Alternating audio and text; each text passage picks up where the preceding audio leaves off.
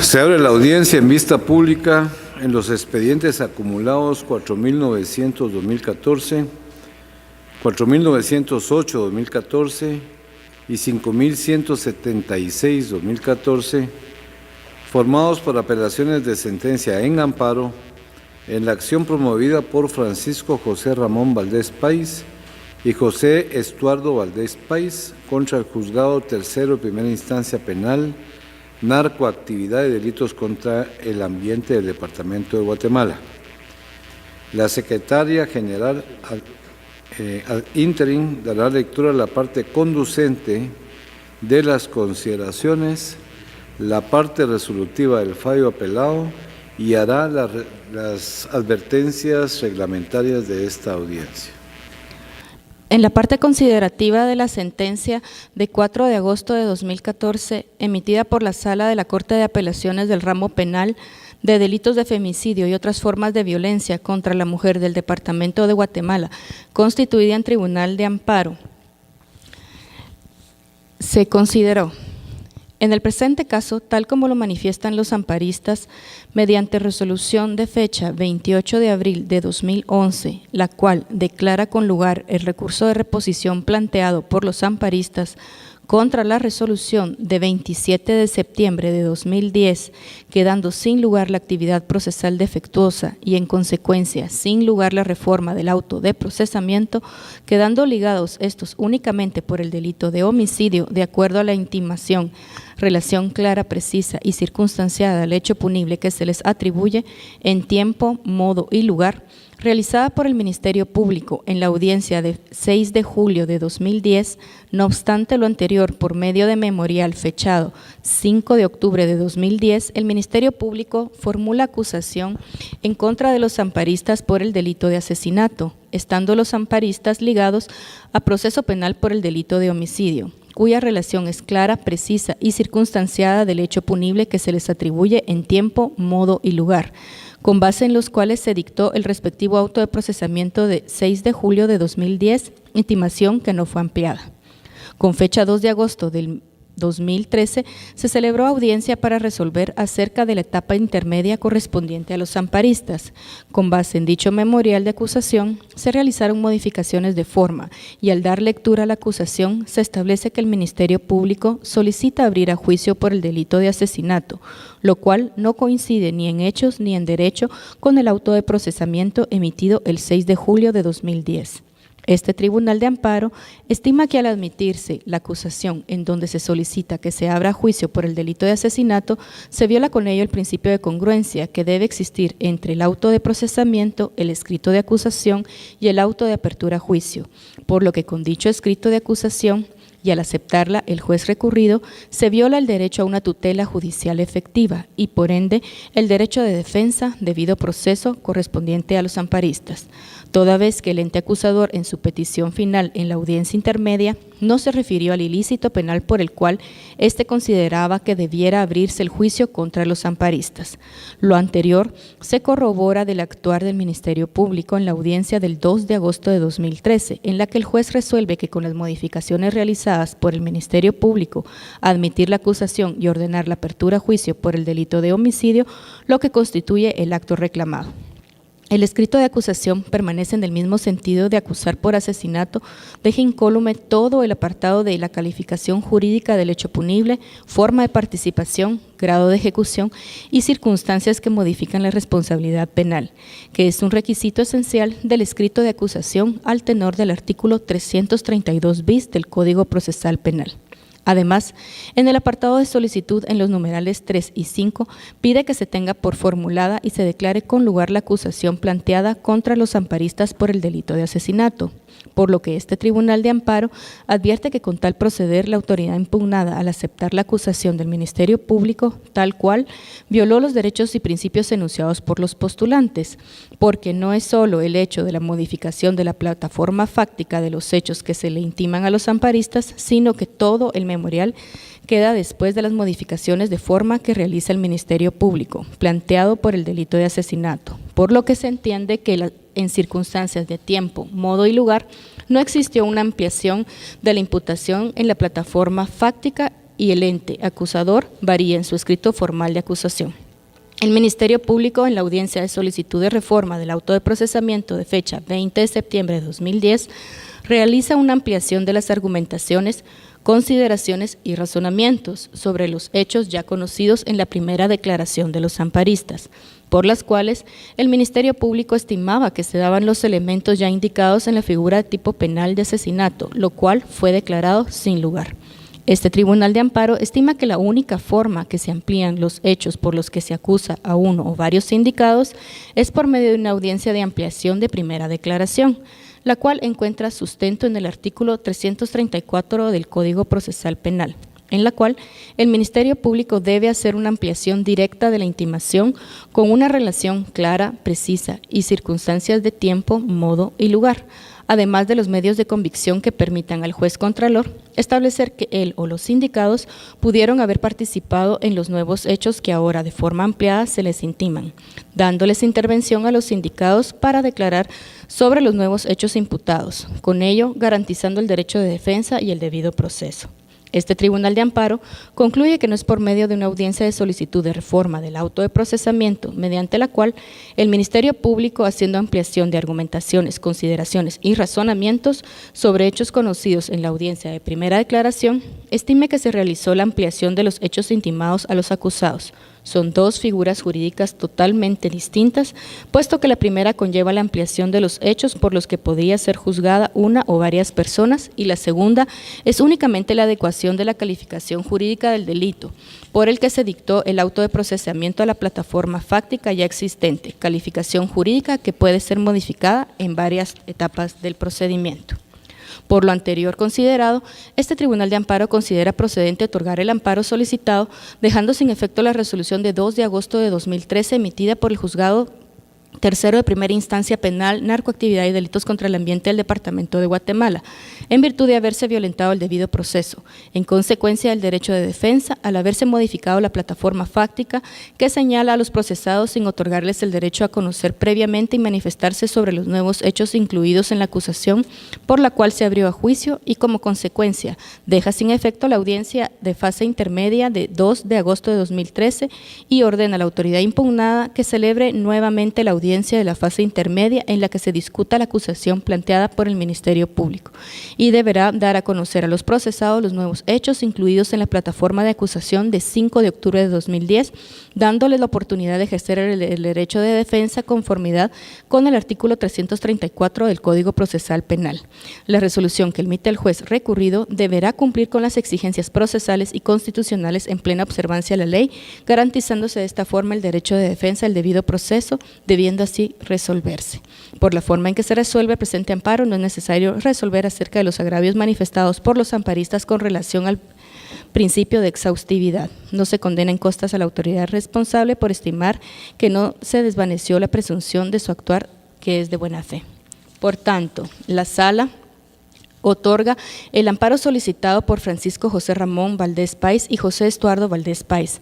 Deja en suspenso en cuanto a los reclamantes la resolución de 2 de agosto de 2013 dentro del expediente identificado con el número 01070-2009, 00883. Restituye a los postulantes en la situación jurídica anterior a esa resolución, ordena a la autoridad impugnada resolver conforme lo aquí considerado y respetando los derechos y garantías de los postulantes, bajo apercibimiento de imponer multa de 500 quetzales de no acatar lo resuelto dentro del plazo de 10 días, de haber recibido ejecutoria y los antecedentes del caso sin perjuicio de responsabilidades legales correspondientes.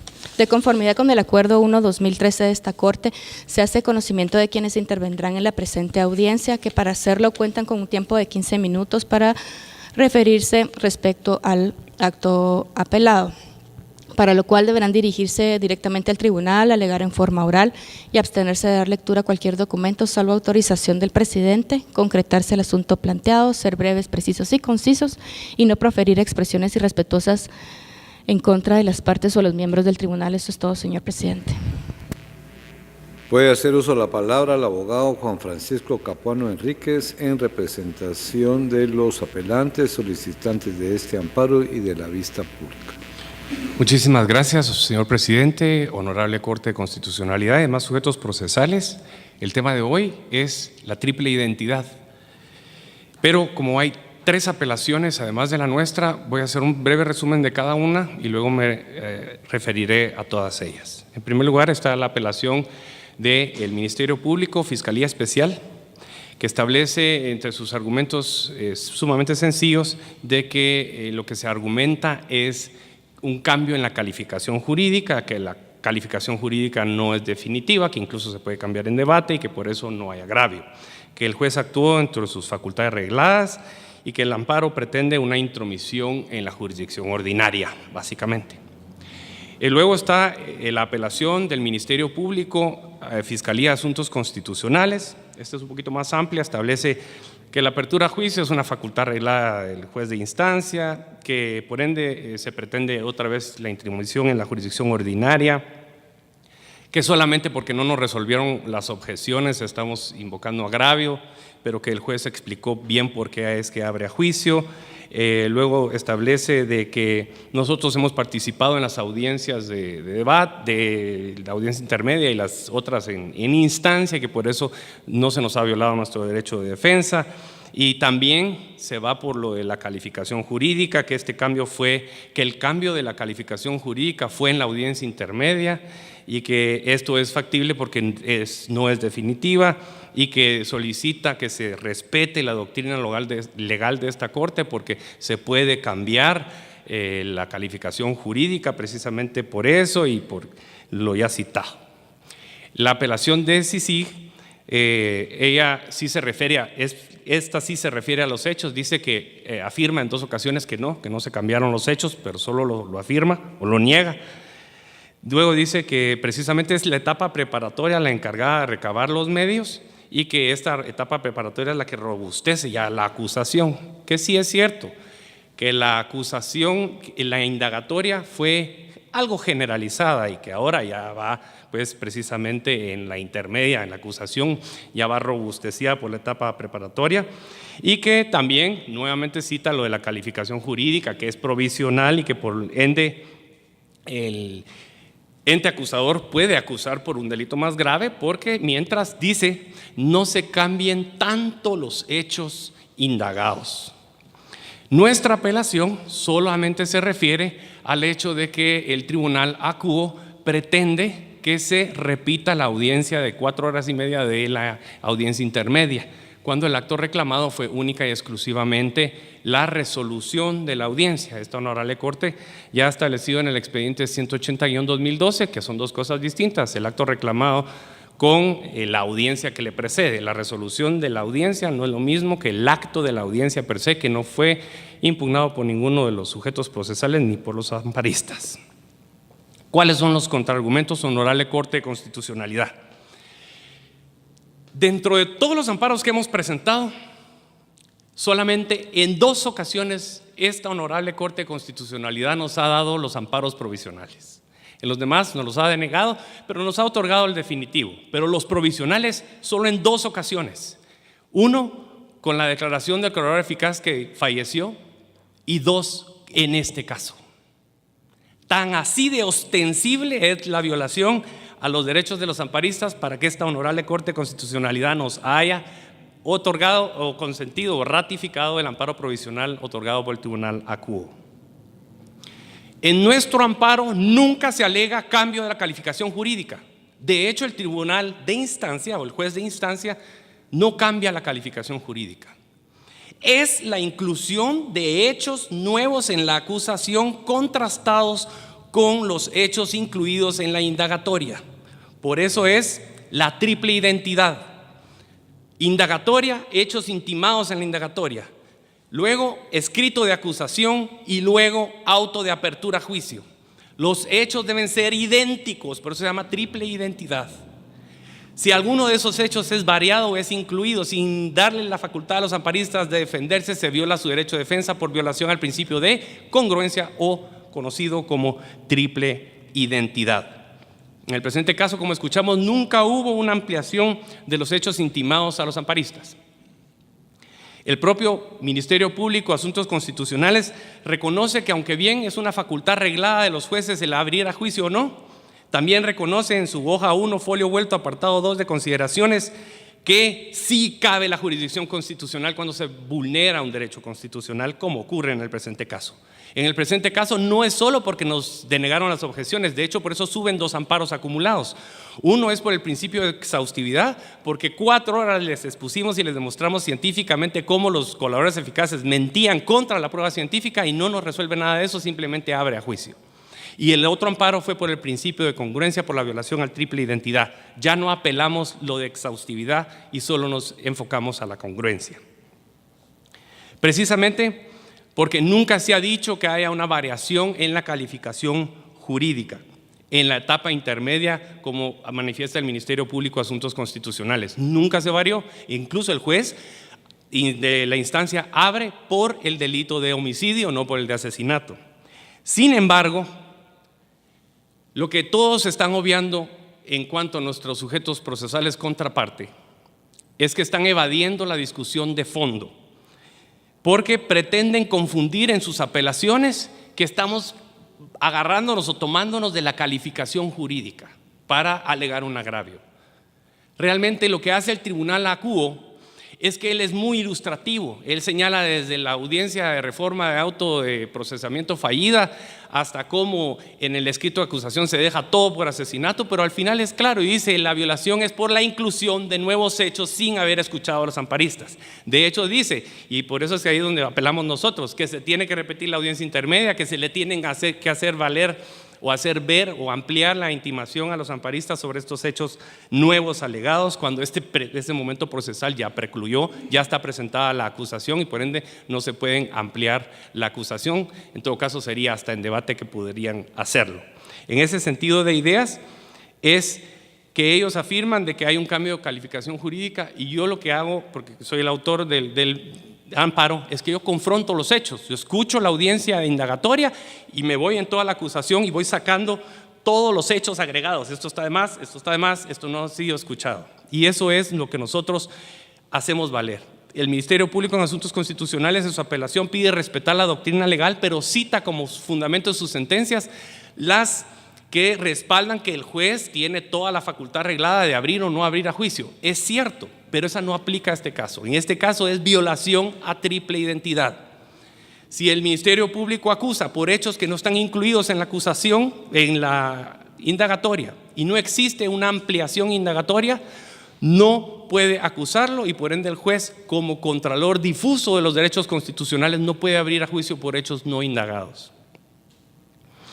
Incluso, si sigue en su apelación, reconoce, dice que la indagatoria fue general. Es cierto que la indagatoria fue más generalizada.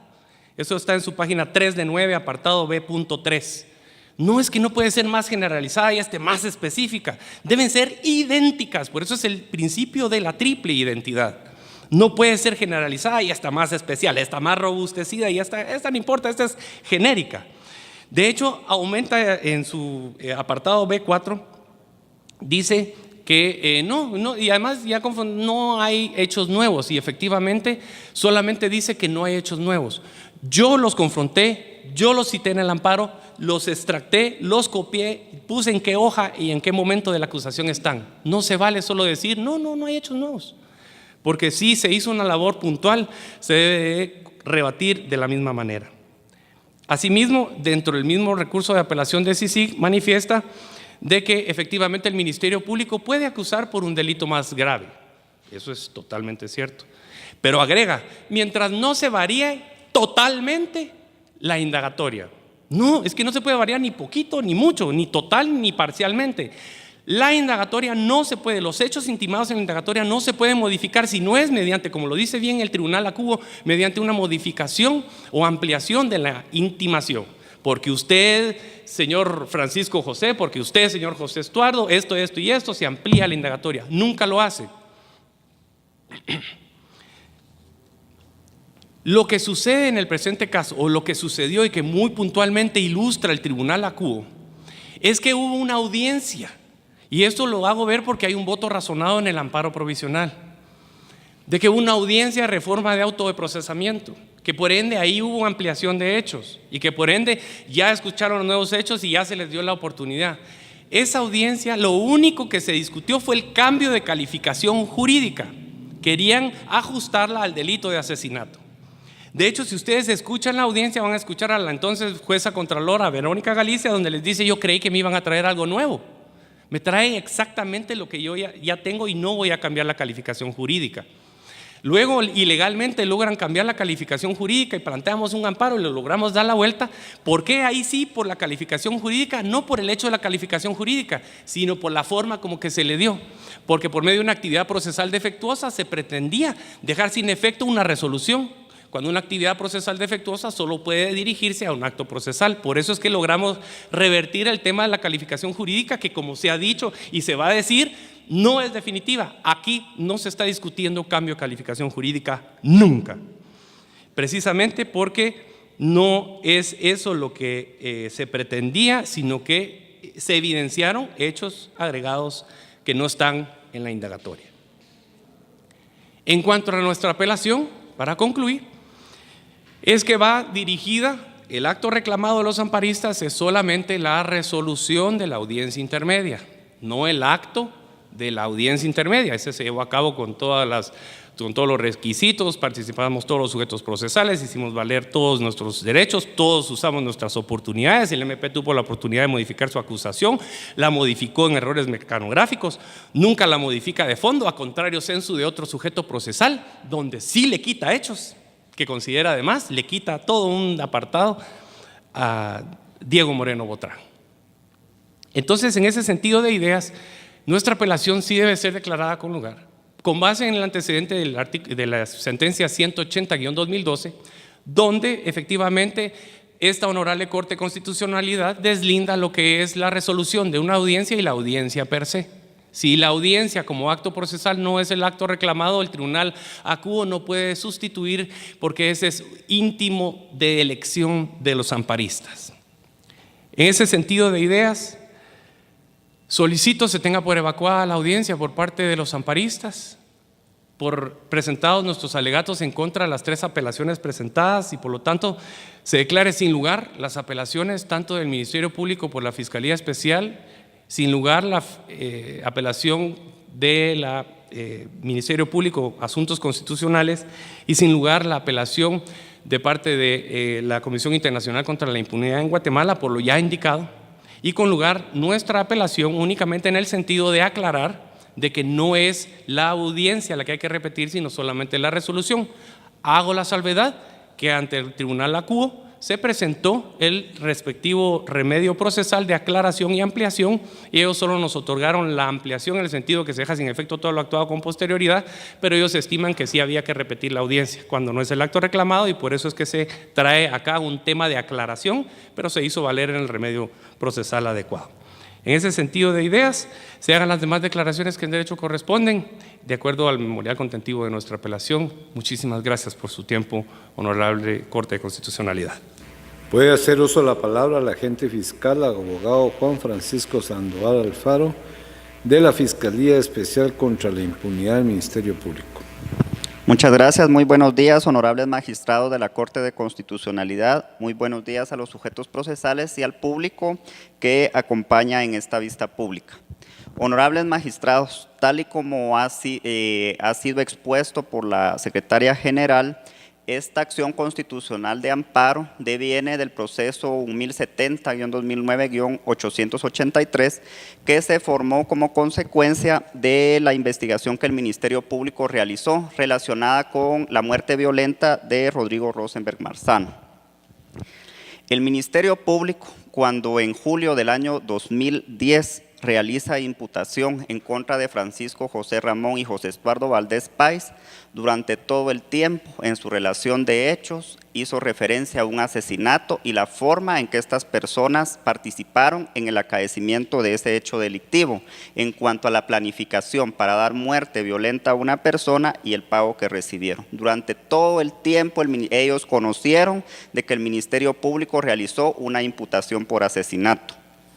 Con posterioridad a que el Ministerio Público realizara la imputación y escuchadas las argumentaciones de los sujetos procesales, fue criterio de la juzgadora ligar a proceso por el tipo penal de homicidio y ocurrió algo que yo pocas veces he visto que lo haga un juez de primera instancia.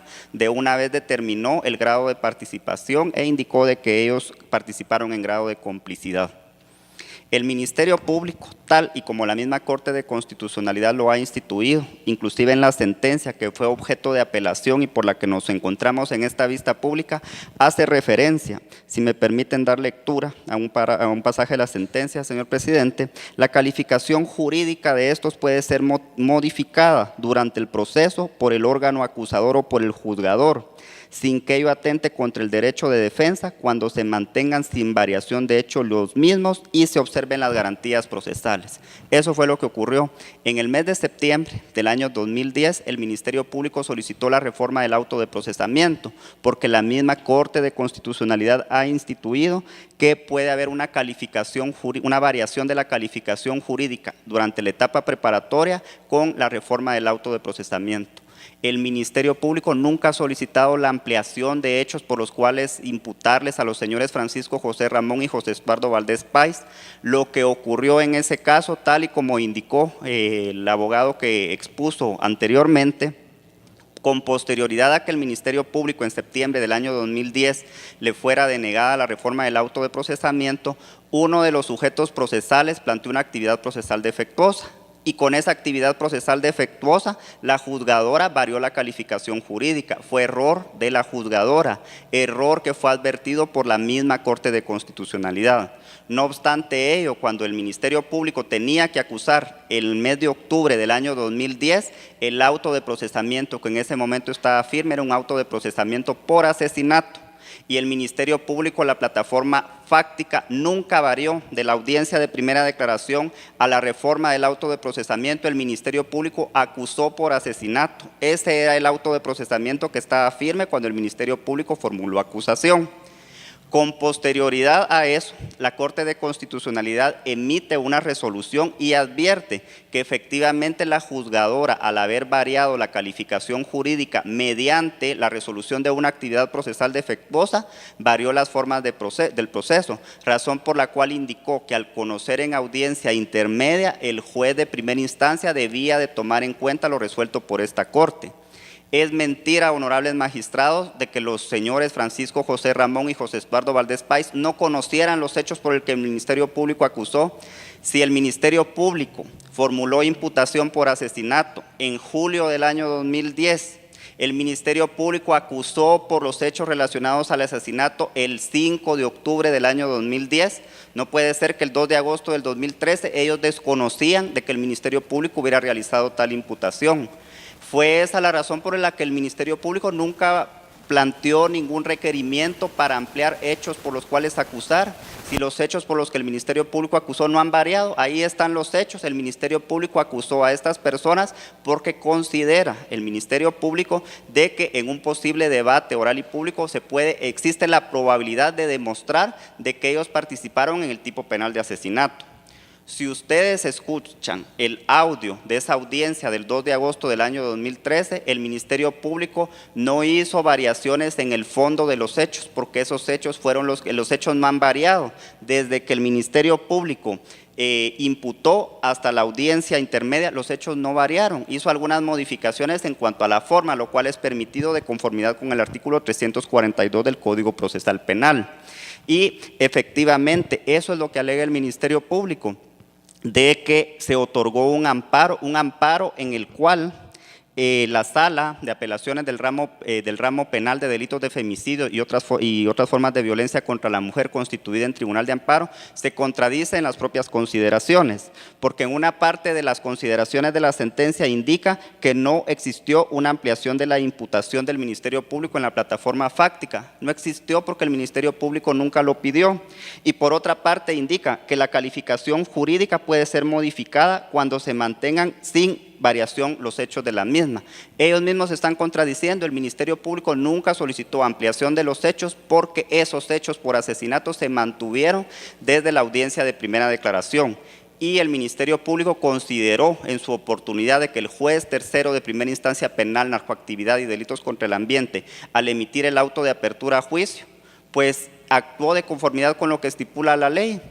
El artículo 342 instituye que el juzgador debe fijar los hechos por los cuales se abre a juicio, y fueron los hechos por los que el Ministerio Público acusó, con las modificaciones de forma que el mismo abogado que me antecedió indicó.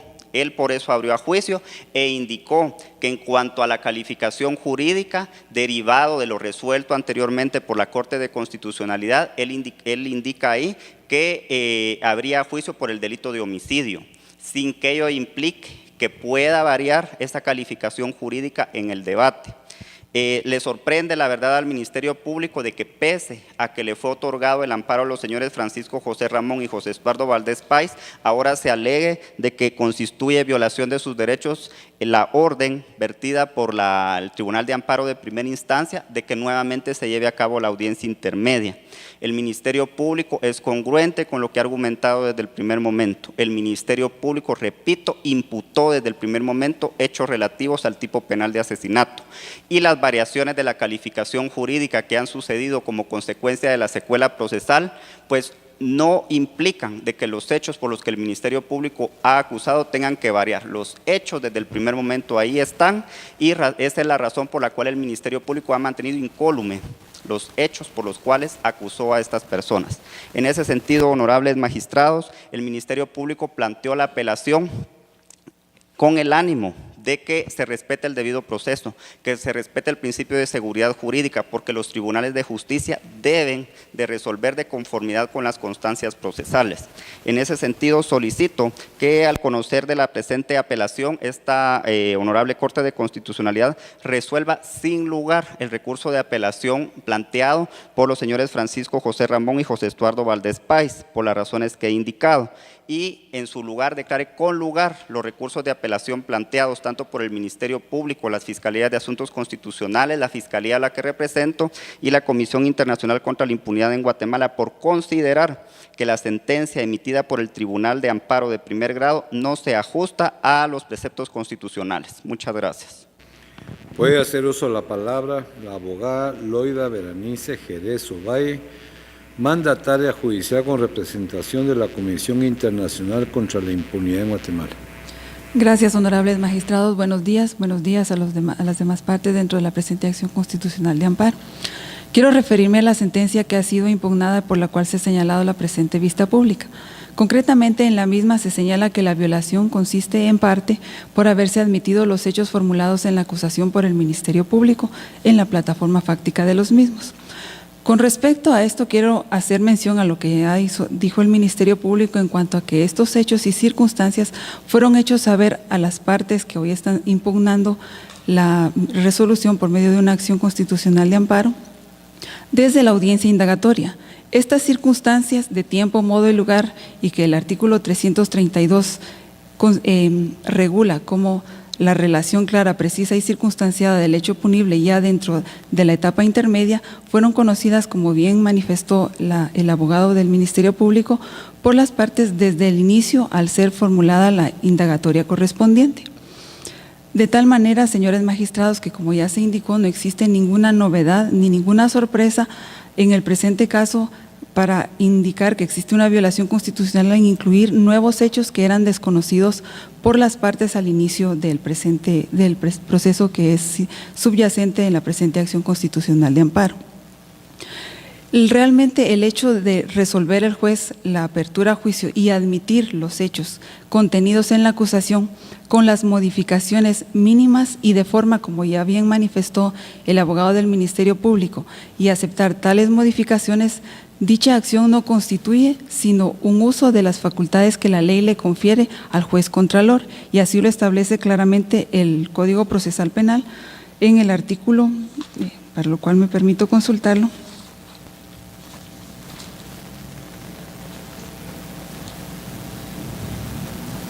...342 del Código Procesal Penal. De tal suerte, señores magistrados, que también la Honorable Corte ha considerado que cuando un juez evalúa los hechos y las circunstancias que son sometidas a su consideración, así como los medios de investigación que son llevados delante del tribunal en la etapa intermedia, concretamente en la audiencia de apertura a juicio, esta es una de las facultades que la ley le ha concedido. Por lo tanto, la Corte de Constitucionalidad considera, y así lo ha dejado sentado en varios expedientes, que dichas facultades no pueden ser revisadas mediante una acción constitucional de amparo, toda vez que quien tiene las constancias procesales en el momento y quien evalúa mediante los medios de investigación que son aportados en ese momento a la audiencia correspondiente es el juez contralor. Y en este caso, al haber resuelto motivadamente el juez contralor y haber concretamente señalado los aspectos por los cuales habría juicio penal y por los cuales no habría juicio penal, no se incurre en ninguna violación constitucional que pueda ser otorgada mediante la presente acción de amparo. Me permito citar, con la autorización del señor presidente, algunos expedientes en los cuales se ha hecho ver este criterio.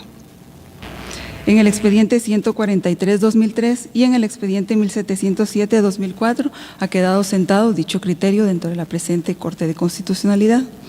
También el hecho de abrir a juicio penal, la Corte ha dejado considerado que es una de las facultades que la ley le regula al juez contralor, al juez de garantías, y así lo ha dejado también sentado en los expedientes y dictadas en las sentencias 3.958-2010, 1.707-2004 y 2.076-2004.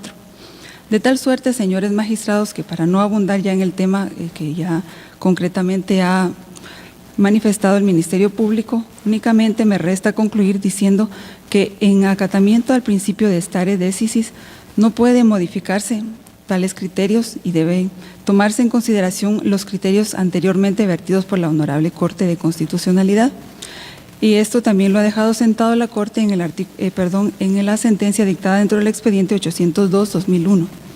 Por lo tanto, señores magistrados, siendo que no existe violación constitucional que proteger en la presente acción que ha sido venida ante ustedes mediante las apelaciones vertidas por los amparistas, considero y respetuosamente solicito que se declaren sin lugar las apelaciones presentadas por los amparistas dentro de la presente acción constitucional de amparo y que se sirvan considerar los aspectos expuestos por el Ministerio Público en su apelación correspondiente, tanto por la Fiscalía de Amparos como la Fiscalía Especial contra la Impunidad, y que los mismos sean declarados con lugar únicamente. Gracias. Finalmente puede hacer uso de la palabra el abogado César Saúl Calderón de León como tercero interesado. Buenos días, honorable Corte de Constitucionalidad. Me voy a permitir evacuar la presente audiencia de manera oral como tercero interesado, como abogado defensor del señor Francisco José Ramón Valdés Páez. Y lo voy a hacer de manera simplificada y con la menor cantidad de palabras posibles.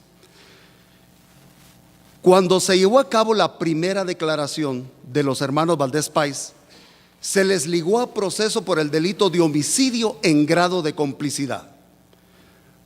En una oportunidad quisieron modificar la calificación jurídica y sino modificarla en el delito de asesinato. Fue negada en la audiencia que para el efecto se señaló.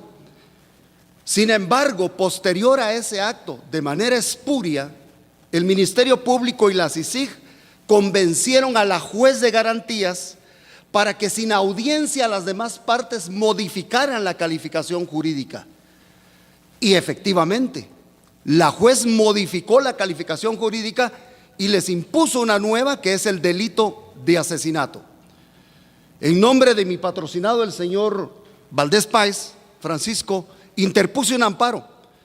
Y esta Corte nos amparó diciendo que aquella calificación nueva de asesinato era espuria por la forma en que se hizo, y ordenó revocar la resolución de la licenciada Verónica Galicia, que en ese tiempo era la juez de garantías. A partir de ese momento no varió más la etapa de investigación, ni se agregaron más elementos de investigación.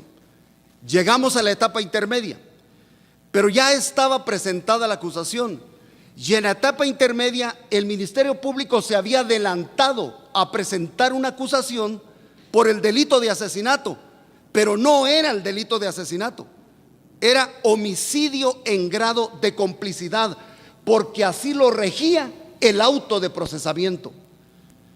No obstante esa falencia porque en el momento en que la Honorable Corte de Constitucionalidad resuelve que siga la calificación de homicidio, el Ministerio Público debió haber cambiado su acusación, pero no lo hizo.